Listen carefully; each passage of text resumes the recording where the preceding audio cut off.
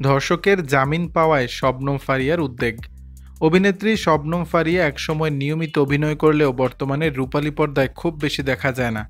তবে সোশ্যাল মিডিয়ায় নিয়মিত পোস্ট দিয়ে নিজের অবস্থান জানান দেন তিনি। সমসাময়িক নানা বিষয় নিয়ে স্ট্যাটাস দিতে দেখা যায় তাকে।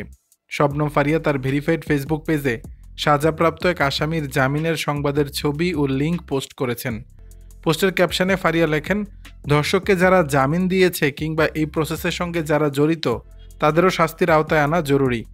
দেশের বর্তমান আইনশৃঙ্খলা পরিস্থিতি নিয়ে উদ্বেগ প্রকাশ করে ফারিয়া বলেন, দেশের আইনশৃঙ্খলার অবস্থা খারাপ, তার মধ্যে যদি এমন সব ঘটনা ঘটে তাহলে এর চেয়ে খারাপ দৃষ্টান্ত আর কিছু হতে পারে না। ফারিয়ার শেয়ারকৃত ওই পোস্টে দাবি করা হয়েছে ৮ বছর আগে সাজাপ্রাপ্ত আসামিকে জামিন দেওয়া হয়েছে। ২০১৬ সালে প্রতিবেশীর মেয়ের সঙ্গে খেলা করতে গিয়ে নিখোঁজ হয় ৫ বছর বয়সী এক শিশু।